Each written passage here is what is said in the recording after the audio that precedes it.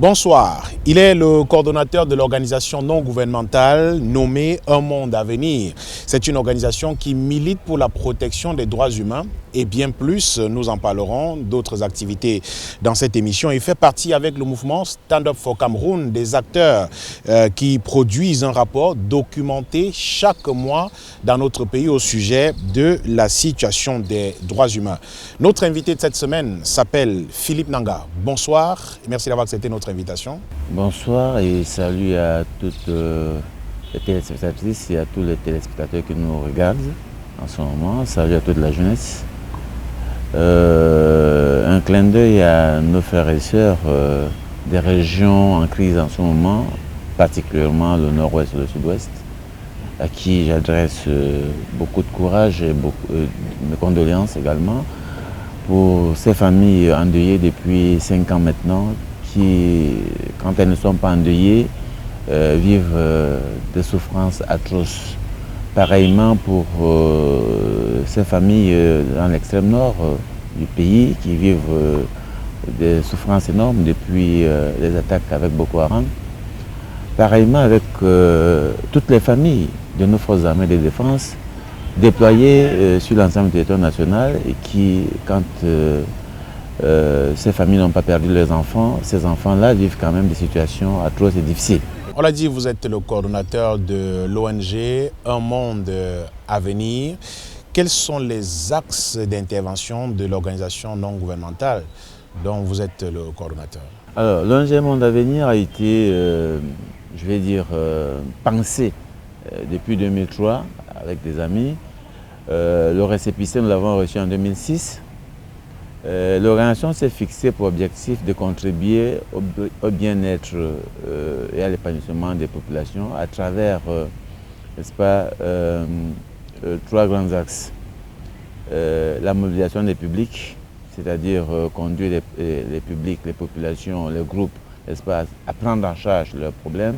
L'accès aux droits, c'est-à-dire permettre à ce que chaque citoyen puisse accéder à ses droits. Les droits sont multiples évidemment. C'est aussi la lutte contre toute forme de discrimination parce que nous travaillons pour une société de justice sociale. Et l'idée d'un monde à venir, c'est l'idée d'un monde uni et solidaire. En réalité, nous rêvons, on ne va pas dire nous rêvons pas, nous pensons à un monde, n'est-ce pas, où chaque personne se sentirait à l'aise où il se trouve, où les gens n'auraient pas besoin de partir de Douala pour aller à New York, parce que c'est là-bas qu'on vit bien. Que les gens seraient contents de vivre à Konjok, parce qu'à Konjok, ils ont tout ce qu'il faut, n'est-ce pas, pour leur épanouissement. C'est ça l'idée d'un monde à venir. Mais est-ce qu'au quotidien, vous parvenez à atteindre vos objectifs tels que vous venez de les citer tout à l'heure? Des difficultés dans l'exercice de vos activités en tant qu'organisation non gouvernementale au Cameroun? Évidemment, quand on a choisi de travailler sur les 3 axes que je viens de citer tout à l'heure, l'accès au droit, la lutte contre la discrimination et la mobilisation des publics, en choisissant 2 thématiques, la démocratie et les droits de l'homme, ça n'est pas si simple. Parce que tout ce qui est démocratie chez nous pose problème, tout ce qui est droits de l'homme pose problème. Et tout ce qui est transformation sociale, il faut savoir que la transformation sociale est un processus essentiellement conflictuel. Parce que même là, vous êtes assis, quelqu'un vient vous dire « Levez-vous, je vais déplacer votre chaise ». Vous entrez en conflit, vous avez tendance à dire « Mais pourquoi je suis à l'aise là ?»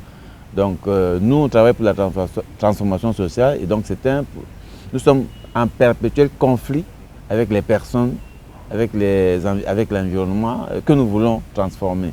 Et donc c'est pas simple. Ça nous a déjà valu beaucoup de soucis au plan collectif. Donc l'organisation qui a vu plusieurs fois ses locaux être cassés, cambriolés, les objets de travail essentiellement pris, personnellement souvent interpellés, détenus. Bon, ça c'est ce qu'on appelle les filatures, on est un peu habitué à cela. Donc, mais bon, on a fait un choix parce qu'il faut savoir qu'une association c'est un projet, c'est une vision. Et une vision, n'est-ce pas, c'est aussi une philosophie. Et donc nous sommes mentalement préparés à assumer, n'est-ce pas, notre choix de travailler pour la transformation sociale. Quels sont vos rapports avec le pouvoir? On vous accuse très souvent d'être de collusion avec des organisations internationales ou alors des puissances internationales qui ont pour but, entre guillemets, de déstabiliser le Cameroun, le pays. C'est souvent un échappatoire ou une fuite en avant ou alors un faux alibi.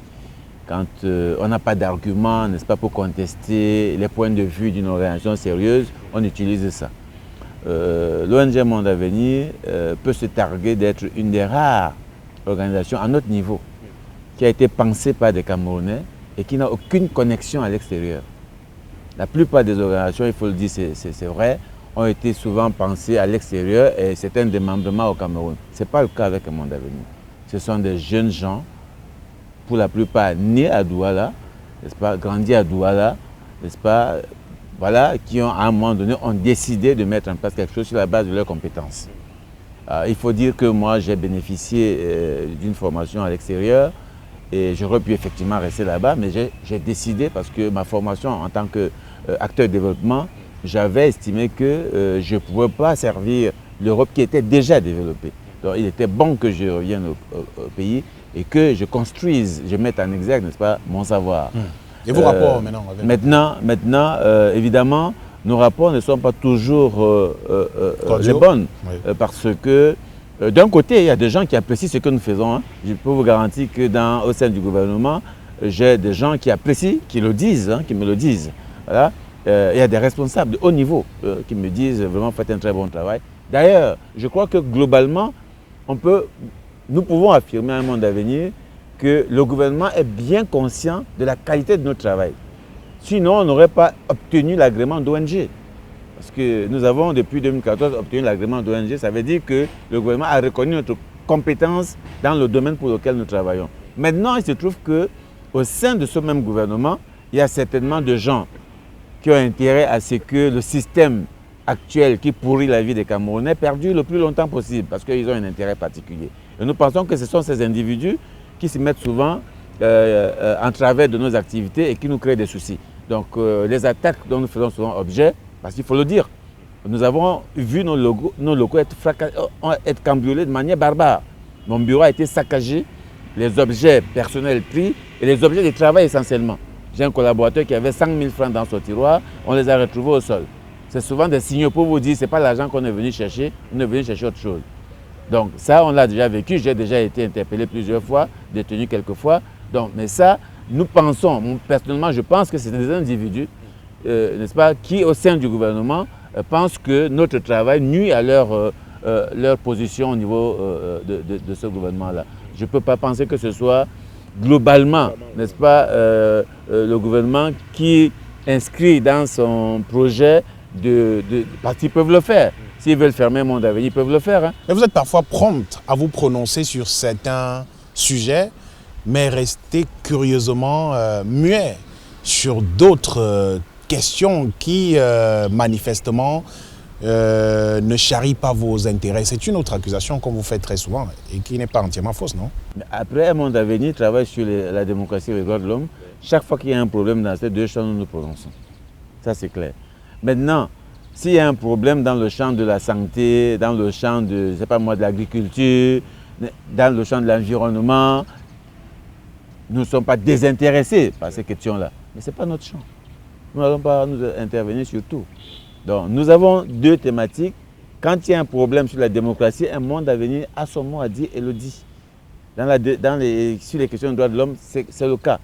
Maintenant, il faut savoir qu'une ONG n'a pas vocation à applaudir quand le gouvernement a fait ce qu'il avait à faire. L'ONG, la société civile, a vocation à identifier ce qui n'a pas marché, même dans ce qui a été bien fait. Et mettre ça en avant, faire des suggestions pour qu'il y ait amélioration. C'est ça le rôle de la société civile. Donc nous ne sommes pas là, n'est-ce pas, pour nous prononcer sur des questions que nous trouvons normales. Mais quand il y a quelque chose que nous estimons être anormal, parce que, sachez-le, les gouvernants ont un mandat. Et ce mandat-là impose, n'est-ce pas, des devoirs. Quand ces devoirs ne sont pas respectés, le rôle de la société civile, c'est de rappeler au gouvernement que vous n'êtes pas en train de respecter votre devoir. Mais depuis quelque temps, vous vous mettez en exergue dans ce que vous appelez journée d'échange citoyen. De quoi s'agit-il exactement? Nous avons depuis quelques années entrepris de travailler au renforcement du pouvoir local parce que nous pensons que nous défendons la décentralisation, vraiment concentrer le pouvoir à un niveau central et laisser la périphérie, n'est-ce pas, subir, n'est-ce pas, les décisions du pouvoir central, c'est la pire, n'est-ce pas, des choses dans un gouvernement. C'est un choix le plus, j'allais dire, difficile pour les citoyens à accepter. Donc, nous travaillons pour cela à renforcer le pouvoir au niveau local. Et pour cela, nous devons travailler avec les collectivités territoriales décentralisées. Et donc, nous avons commencé à travailler à ce qu'on appelle la démocratie locale. Comment est-ce que les populations s'impliquent, n'est-ce pas, à la formulation des politiques publiques au niveau local.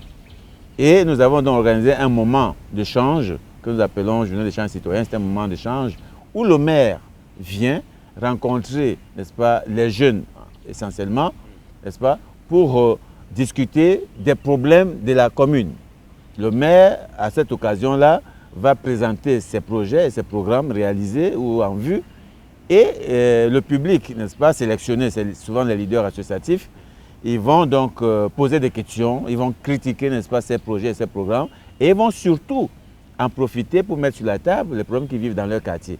Parce que nous sommes bien conscients qu'aucun maire n'est... Mais est-ce que ça ne devrait pas être une action normale de chaque maire, de chaque commune d'arrondissement? Est-ce qu'il fallait absolument attendre l'ONG Monde Avenir pour organiser ce type de rencontre entre le maire, effectivement, et ses administrés? Je dirais non. Il ne fallait pas attendre un Monde Avenir. Mais justement, le rôle d'une organisation aussi de la société civile, c'est d'identifier les manquements et de pouvoir apporter des réponses. Donc, effectivement, nous nous sommes rendus compte qu'il n'y avait pas cet espace d'échange. Les maires sont souvent très éloignés. Quand nous sommes avec les gens, le maire, c'est quelqu'un de très éloigné par rapport au public, à son public. Et ça, pour nous, c'est quelque chose, comme nous travaillons en plus sur la citoyenneté, je vous garantis que je suis souvent effrayé, j'ai même des frissons quand je vois les rapports entre les élus et leur public. Alors, je me demande comment ce gars a pu être élu par ces gens-là qui ont peur de lui. Ou alors, comment ce gars peut être élu par des gens qui sont tellement éloignés de lui. Parce que quand vous regardez le comportement des gens par rapport à leurs élus, députés ou maires, mais vous ne voyez pas de proximité. Et pourtant, c'est eux qui sont censés avoir élu ces gens-là. Et donc, c'est un problème. Et c'est pour ça que nous avons apporté des éléments de correction en mettant en place ce dispositif-là. En réalité, quand nous le faisons, c'est pour qu'à terme, les communes s'en approprient. Et donc que ça devienne un dispositif, n'est-ce pas, institutionnel, n'est-ce pas, qui est reconnu par le conseil municipal.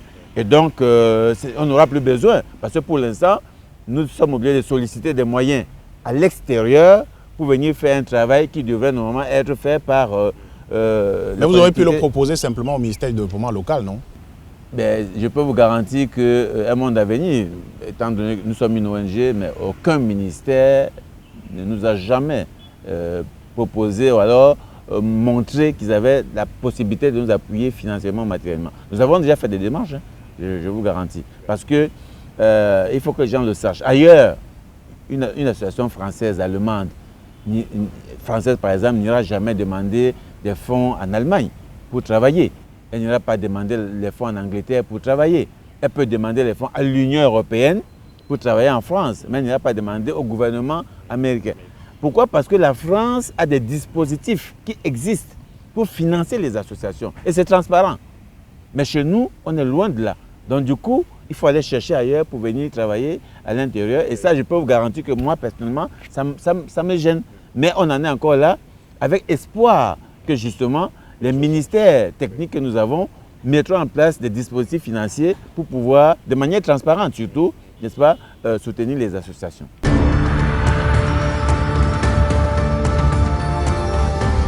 Des questions liées aux droits humains à présent. L'information a fait le tour depuis quelques jours. Un citoyen interpellé par des policiers à Douala, torturé dans un commissariat, mort quelque temps après avoir été libéré dans des conditions difficiles dans un hôpital. Vous avez suivi cette affaire. Qu'est-ce qui s'est exactement passé, Philippe Manga? Nous avons effectivement suivi cette affaire comme beaucoup d'autres affaires dans les lieux, n'est-ce pas, de détention, voilà, à la police comme à la gendarmerie. Il se trouve simplement que c'est on va dire, un monsieur qui se débrouille pour se vivre avec sa famille et qui donc, dans cette quête de survivance, avait un petit projet qui devait, n'est-ce pas, nécessiter un espace là où il habitait. Et donc, c'est qu'il a obtenu du propriétaire des lieux. Mais sauf que, il y a une personne qui a estimé que ça lui posait problème. Et donc, ça a créé donc, un conflit entre ce monsieur et cette dame policière qui a usé justement de sa qualité de policière pour faire interpeller ce dernier et malheureusement arrivé au commissariat, n'est-ce pas, malgré, selon nos informations, la consigne du commissaire qui était de l'entendre, de le libérer, semble-t-il, parce que nous sommes encore en train de recouper, cette policière a des amis là-bas, il a des proximités avec des gens là-bas au 9e, qui ont estimé qu'il fallait donner une leçon, n'est-ce pas, à ce monsieur avant de le libérer néanmoins. Il se trouve que cette leçon, ils ont utilisé la violence, la torture, et ce monsieur qui est parti chez lui étant très mal au point, n'a pas survécu à ses blessures et il en est mort. Et je dois vous dire que ce n'est pas un cas isolé, ce n'est pas le seul cas. Et pour rester sur l'information, on nous annonce que 3 policiers ont été interpellés dans cette unité, au commissariat du 9e. Nous avons eu également cette information-là. J'ai déjà rencontré une fois ce commissaire qui me semble quelqu'un de bien, je dois le dire. Et je dois dire que depuis quelque temps, j'ai remarqué que les responsables de la police, commissaires des hauts niveaux, là, sont plus ou moins respectueux des droits de l'homme. Mais il y a une distance entre ces responsables et leurs agents qui continuent à jouer les barbares dans les unités de police et de gendarmerie, malheureusement. Parce que j'ai déjà suivi une situation, un fait dans ce même commissariat où un policier est en train de brutaliser une jeune femme et c'est un officier de police qui était sorti pour réprimander, n'est-ce pas, l'agent en lui rappelant qu'il n'avait pas besoin de taper sur cette personne-là.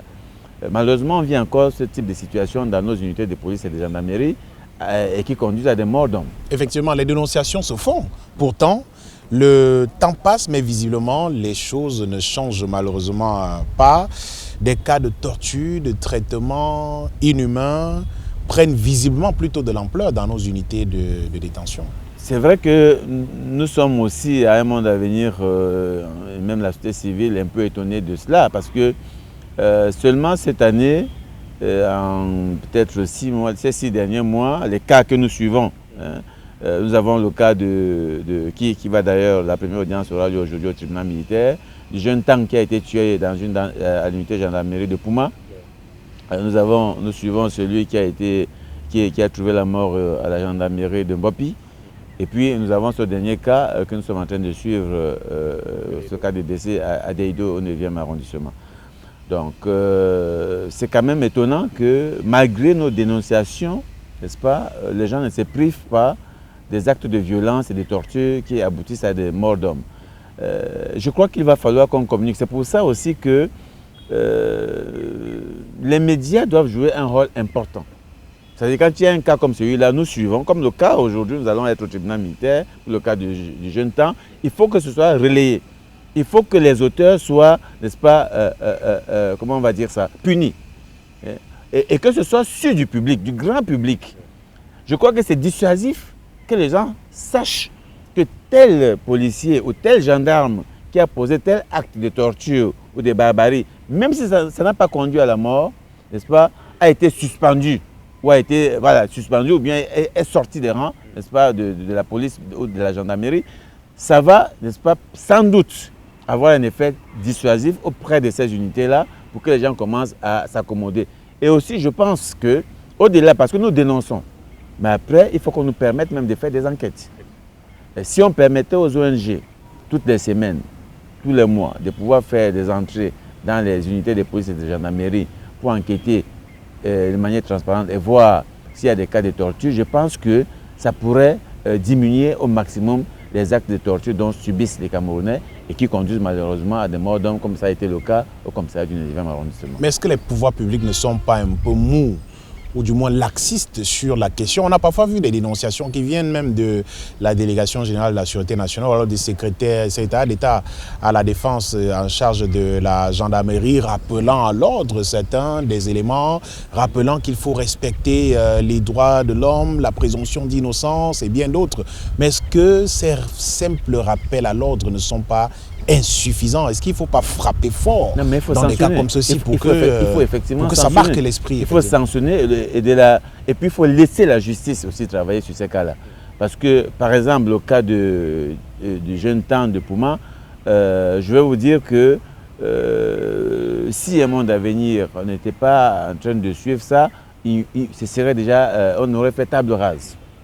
Oui, parce qu'on trouve le moyen de, n'est-ce pas, si vous voulez, de mettre la famille sous pression. On trouve le moyen, n'est-ce pas, d'amener les familles à accepter les faits tels que ça a été produit. Et on amène souvent les familles par des moyens soit répressifs, en faisant des menaces. Et ça arrive souvent parce qu'on a des cas où la victime a été menacée. On a des cas d'ailleurs, des personnes qu'on a suivis et qui nous ont dit finalement vraiment merci pour tout ce que vous vouliez faire pour moi, mais je laissais tomber, voilà. Et on a compris que c'était simplement parce qu'ils avaient été sujets, n'est-ce pas, aux représailles. Et donc on leur a dit, si vous acceptez encore de vous faire accompagner par un monde à venir ou d'autres organisations de droits de l'homme, vous allez voir ce qui va vous arriver. Et puis les gens prennent peur et ils laissent tomber. Je crois qu'il faut qu'on laisse la justice faire son travail parce que des fois, quand même, il y a des magistrats qui sont rigoureux sur ces faits-là et qui sont prêts à aller jusqu'aux sanctions suprêmes avec ces personnes-là, n'est-ce pas, ces agents de police ou de la gendarmerie. Mais il y a aussi, il se trouve qu'il y a des personnes, n'est-ce pas, dans des hauts rangs. Nous nous sommes indignés quand même d'un haut responsable de la gendarmerie qui publiquement pouvait menacer un enseignant d'université. Quand vous laissez ce genre de faits dans le public, comment voulez-vous que les subalternes, n'est-ce pas, ne soient pas motivés à faire pareil que leurs supérieurs? C'est ça un peu. Il y a des mauvais exemples qui sont diffusés et ces exemples sont entretenus et parfois on trouve que le policier ou le gendarme qui a torturé quelqu'un, c'est un acte de bravoure. Donc il faut même le féliciter. Et il y a eu des cas de gens qui ont été promus après avoir tué des personnes. Je pense que c'est tout ça qui entretient ces actes de torture dans les lieux de police et de gendarmerie parce qu'il y a des mauvais exemples, n'est-ce pas, qui foisonnent. Et dans son rapport sur la situation des droits humains au Cameroun pour le mois d'octobre dernier, le groupe de travail de Stand Up for Cameroun sur la protection des droits humains parle de graves violations, dénonce de graves violations des droits humains. De quel type de violations s'agit-il et d'où viennent-elles ces violations-là? Alors il faut dire que le groupe de travail sur les droits de l'homme dans le cadre du mouvement Stand-Up que coordonne Un Monde à Venir, travaille depuis le mois de décembre, n'est-ce pas, dans le cadre de ce groupe de travail, 2020. Oui, décembre 2020, pour collecter des informations, analyser, traiter, faire des dessins de terrain, croiser des informations pour produire ces rapports mensuels. Et le mois d'octobre, malheureusement, nous a renseigné que les droits de l'homme, n'est-ce pas, sont en perpétuelle violation dans notre pays et qu'il n'y a pas de diminution. Au contraire, il y a augmentation des faits. Les chiffres? Les chiffres, par exemple, nous avons sur les personnes tuées. Il y a des conflits ou bien des questions de torture ou de violences. Nous sommes passés quand même je crois, le mois d'avant, on était à moins de 80, à 105. Nous sommes passés à 105 personnes tuées, soit 73 personnes tuées dans le cadre de la crise dans le nord-ouest et le sud-ouest. Nous sommes passés depuis le mois de janvier à plus de 700 personnes tuées, n'est-ce pas, sur le plan national. Et les faits de torture, de violation des libertés publiques, nous avons aussi recensé, n'est-ce pas, aujourd'hui, nous avons à plus de 50 cas de violation des libertés publiques, en parlant de liberté d'expression, liberté de manifestation et des réunions. Vous voyez, ce sont des faits. Nous avons recensé des cas de corruption, n'est-ce pas, dans les lieux de gendarmerie et de police. Nous avons, sur une période, n'est-ce pas, documenté plus d'une quinzaine de cas, documentés parce que c'est des cas difficiles à documenter. Les gens refusent de faire des témoignages. Donc, mais les cas dont nous avons des preuves, n'est-ce pas, dans les lieux de police et de gendarmerie, voilà, nous avons documenté un bon nombre. Donc, ce sont des faits. Nous avons des cas en instance. Parce que nous avons une rubrique, les cas en instance. Vous avez des cas en instance comme le cas de Amadou Bamouké, qui ne bouge pas depuis des années. Vous avez des cas en instance, nous considérons toujours comme des cas en instance, Wazizi, votre collègue. Donc jusqu'ici, quelle est la suite? Nous avons, n'est-ce pas, les cas de Kumba, n'est-ce pas, la tuerie des élèves de Kumba. Les élèves de Kumba, on n'a pas vraiment nous avons un certain nombre de cas comme ça qui sont en instance, donc on n'a pas de suite. Nous faisons aussi des alertes. Les alertes aussi, ce sont des situations, par exemple, de conflits sociaux dans certaines localités du Cameroun, où nous faisons des alertes pour dire attention, s'il n'y a pas de réponse, il y aura aggravation de la situation. C'est le cas avec les personnes qui ont collaboré avec Boko Haram et qui sont rentrés, n'est-ce pas, les ex-combattants. Les ex-combattants, n'est-ce pas, qui sont malheureusement pas suffisamment encadrés et donc ils peuvent répartir. Ils sont parfois dans les centres de DDR et tout. Oui, qui sont mal entretenus, ça il faut le dire. Et donc ils sont, n'est-ce pas, dans la possibilité de répartir à nouveau avec Boko Haram parce qu'on n'a pas trouvé une issue favorable, sinon une insertion réelle, durable pour ces personnes-là. Donc c'est pareil pour la crise anglophone où, n'est-ce pas, ça ne fonctionne pas vraiment ces DDR. Les moyens d'insertion jusqu'ici, tels que nous les avons analysés, ne sont pas efficaces, n'est-ce pas, pour garantir que les personnes qui sont sorties de la brousse et ont décidé de déposer les armes ne pourraient pas repartir, n'est-ce pas, là où ils étaient il y a quelque temps. Donc, ça, c'est des choses que nous avons documentées et qui sont contenues dans ce rapport. Quand vous avez produit ces rapports, Philippe Nanga, c'est quoi la suite? Est-ce que vous les remettez au gouvernement? Avez-vous déjà eu une fois une réaction, parce que vous en produisez tous les mois quand même? Avez-vous déjà eu une réaction de la part des pouvoirs publics à un seul rapport qui a été produit? Est-ce que vous voulez lui envoyer déjà? Les rapports sont envoyés, sont transmis, n'est-ce pas, au gouvernement, ça je peux vous garantir. Et nous avons d'ailleurs, à côté de la production du rapport, un volet plaidoyer, c'est-à-dire on ne se contente pas que de faire du rapport, mais il faut aller vers les destinataires du rapport, non seulement leur remettre ce rapport-là, mais échanger avec ces personnes. Malheureusement, là aussi, notre gouvernement est un gouvernement un peu fermé sur la question. Je vais vous dire que de l'expérience que j'ai en Afrique et dans le monde, le Cameroun est un des rares pays où pour rencontrer un ministre, c'est... La croix et la bannière. Oui, et c'est incroyable. Donc, le seul ministre que nous avons rencontré deux ministres, le MINAT et le ministre de la Défense, avec qui on a échangé. Pas le ministre de la Justice? Le ministre de la Justice, non, il n'a jamais, jusqu'ici, il n'a jamais, voilà, il s'est jamais rendu disponible. Le Premier ministre également, nous avons déjà plusieurs fois demandé à le rencontrer. Donc, nous allons vers ces personnes-là pour discuter, parce qu'on a le rapport en main. Bon, déjà, ils n'ont jamais contesté les résultats de ce rapport-là, quand même qui est suffisamment documenté. Ça aussi, une réaction officielle, on n'a pas encore eu, mais quand on a échangé avec le ministre de la Défense, il nous a laissé entendre qu'à son niveau, il faisait ce qu'il pouvait, n'est-ce pas, pour faire respecter les choses.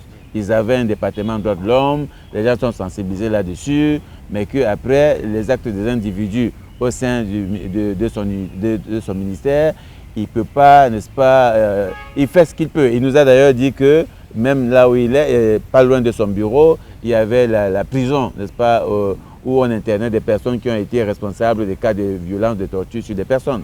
Donc il y avait des sanctions qui étaient prises, mais c'est tout ce que lui peut faire. Maintenant, au niveau global, pour régler ce genre de problème aussi, il y a les décisions politiques qu'il faut prendre. Et là, ce n'est plus à son niveau. Mais à son niveau, il fait ce qu'il peut faire. Mais, sauf que, évidemment, nous lui avons dit que même à son niveau, on avait quand même des réserves. Le système de communication n'était pas toujours assez fluide. Des fois, on a démenti des faits qui se sont avérés vrais plus tard. Donc on a fait ces remarques-là pour dire qu'il vaut mieux qu'on collabore si on veut vraiment régler les problèmes, au lieu de nous mettre souvent en contradiction, en conflit inutilement sur des questions qui pourtant affectent, n'est-ce pas, un public qui est le nôtre, donc des Camerounais. Merci Philippe Nanga d'avoir accepté cette invitation de l'invité de la semaine. C'est moi qui vous remercie de nous donner l'opportunité en tant que société civile de nous exprimer sur les questions qui concernent la quotidienneté des Camerounais. Je voudrais vous dire qu'un monde à venir s'est réjoui qu'il y ait, n'est-ce pas, des élus qui s'ouvrent au travail que nous faisons et nous dénonçons les élus qui refusent de se rendre disponibles parce que c'est une obligation. Aujourd'hui, au regard, n'est-ce pas, du Code général des collectivités territoriales décentralisées, les élus doivent se rendre disponibles, doivent échanger avec le public et nous dénonçons ceux qui refusent jusqu'ici de se rendre disponibles pour ce jeu que nous organisons tout le temps dans le cadre des journées d'échange citoyen. Merci beaucoup à vous. Merci à l'Hôtel Sawa qui nous offre ce cadre paradisiaque pour l'enregistrement de cette émission. Madame, Messieurs, merci de nous avoir suivis. Rendez-vous la semaine prochaine avec un nouvel invité. Bonsoir.